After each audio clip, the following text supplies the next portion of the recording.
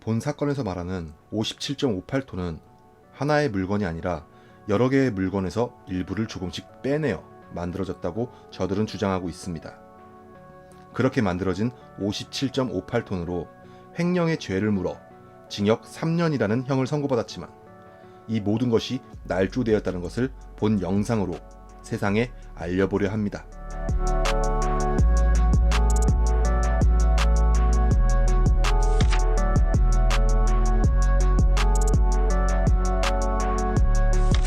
피고인들은 위와 같은 공모 관계에 따라 2015년 1월 29일경 이 사건 창고에 보관 중이던 냉동 홍고추 57.58톤을 지게차를 이용하여 트럭에 옮겨 실어 성명을 알 수 없는 고추 매입업자들에게 운송하여 판매하는 방법으로 임의 처분한 것을 비롯하여 2013년 12월 8일경부터 2015년 1월 29일경까지 사이에 같은 방법으로 여러 차례에 걸쳐 시가 합계 10억 원 상당의 냉동 홍고추 1064톤을 임의로 처분하였다. 이로써 피고인들은 공모하여 피해자 회사 소유인 시가 합계 10억 원 상당의 냉동 홍고추 1064톤을 횡령하였다.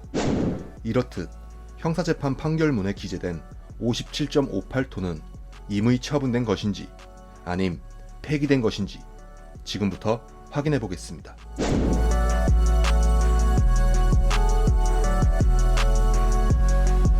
먼저 57.58톤이 폐기되었다고 인정하는 진술들을 확인해 보겠습니다.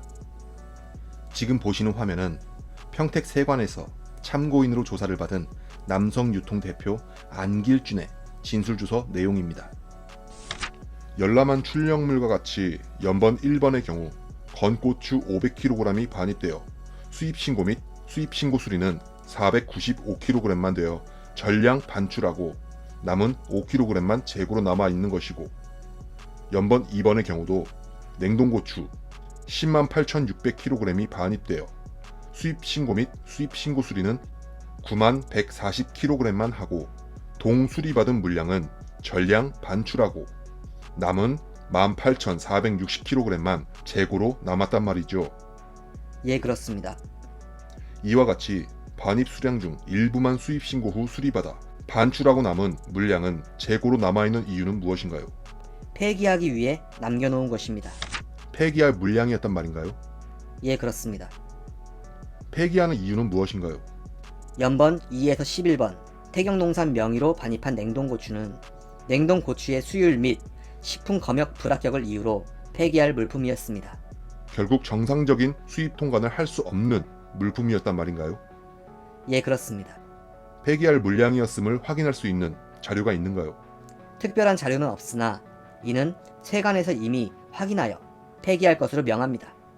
이에 저는 슈퍼로지스의 정태명에게 폐기 비용을 지급하여 폐기를 위임하였습니다. 슈퍼로지스의 폐기를 위임하고 폐기 비용을 지불하였단 말인가요? 예, 그렇습니다. 폐기 비용은 얼마, 어떻게 지급하였는가요? 600만 원을 현금 지급하였습니다.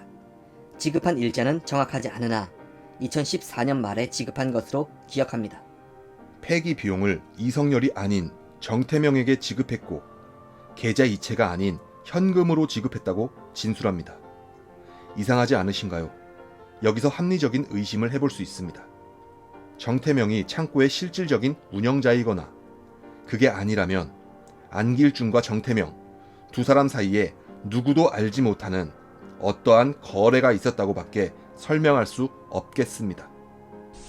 지금 화면은 한때 이성열 대표의 직원이었던 정태명으로서 정태명의 피의자 신문조서의 내용을 살펴보면 57.58톤이 통관 도중 폐기된 양이라는 것을 확인할 수 있습니다. 예, 태경농산에서 중국으로부터 냉동 홍고추를 1948.3톤을 수입하였고 통관 과정 중 하자가 있어 57.58톤이 폐기되어 1890.72톤이 수입되었습니다. 이렇듯 참고인 안길준 역시 이성열 대표가 제주지검에서 피의자 신문 조서를 받을 당시 57.58톤은 폐기된 물량이라고 말하고 있는 것을 확인할 수 있습니다. 지금 보시는 서류는 원고 측 법무법인 충무에서 제출한 민사소송 지급명령 신청서입니다. 57.58톤은 폐기되었다고 저들 스스로가 적시하고 있습니다. 이것은 현재 이성열 대표가 1심에서 57.58톤을 횡령하였다며 징역 3년을 선고받게 된 저들의 형사고소장입니다. 아이러니하게도 형사고소장에서 역시 57.58톤은 이미 폐기가 되었다고 적시되어 있습니다. 본 판결문은 사실관계를 동일시하는 사건에 대한 민사 판결문입니다. 판결문 내용을 훑어보면 57.58톤은 이미 폐기되었다고 적시하고 있습니다. 이에 불복한 민사소송의 항소심에서 역시 57.58톤은 폐기된 물량이라고 적시하고 있습니다. 형사소송법 제315조에 의거하여 법관 앞에서 한 증언 및 진술은 신빙성이 높아 당연히 증거 능력 있는 증거로 분류되고, 다른 재판의 판결문 역시 법관이 직접 작성한 문서로서 형사소송법 제315조 대법원 판례에 의거하여 당연히 증거 능력 있는 증거로 분류됩니다. 보셨다시피 57.58톤은 이미 폐기가 된 물량이라고 저들은 진술해왔고, 민사소송의 판결문 역시 57.58톤은 이미 폐기된 물량이라고 적시하고 있습니다.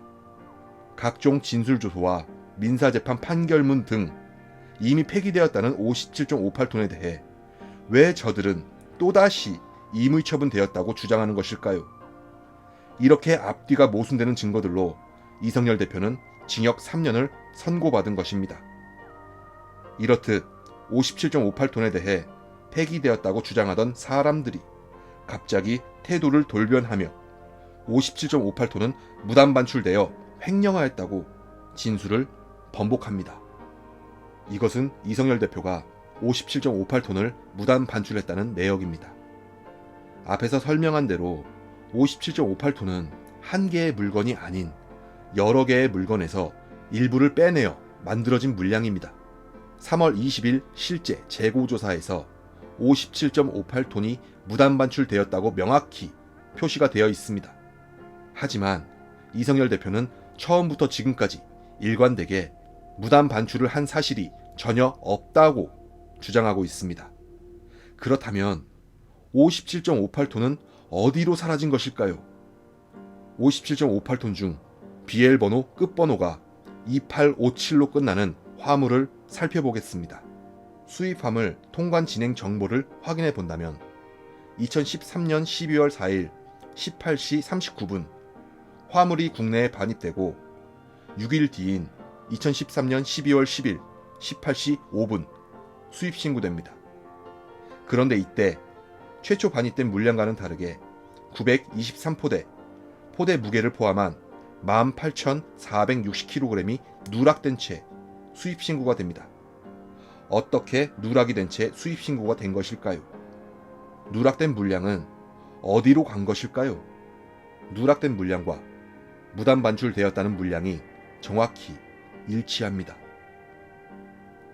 하지만 분석, 검역 등 각종 검사를 받게 되는데 이때의 물량은 최초 반입되었을 때의 물량 전부가 검사 대상으로 지정되었다가 약 1년 뒤인 2014년 12월 8일 18시 17분 조금 전에 누락되었던 923포대 18,460kg이 누락된 채 수입 신고가 이루어집니다. 다시 정리하자면 누군가가 반입 물량 중 일부를 고의로 누락한 채 수입 신고를 한 것입니다. 이런 같은 방법으로 물량 중 일부를 고의로 누락한 채 만들어진 것이 바로 57.58톤입니다. 하지만 남성유통 안길준의 진술조서 내용을 다시 한번 살펴보면 고의로 누락한 18,460kg은 폐기 처리를 위해 남겨놓은 것이라 거짓 진술을 하게 되는데, 폐기 처리의 이유가 식물검역 불합격을 이유로 말합니다. 수입 화물 통관 진행 정보 자료에는 불합격을 받은 기록이 전혀 없음에도 불구하고 거짓말을 하는 것이죠. 현재 이성열 대표는 2022년 6월 22일 14시 30분 수원 고등법원 제801호 법정에서 항소심을 준비하고 있습니다. 많은 이들의 응원으로 지금까지 버티며 달려올 수 있었고 앞으로도 저들에게 굴복하지 않고 끝까지 싸울 것입니다. 시간이 되시는 분들은 소송 당일 응원 와주시면 진심으로 감사하겠습니다.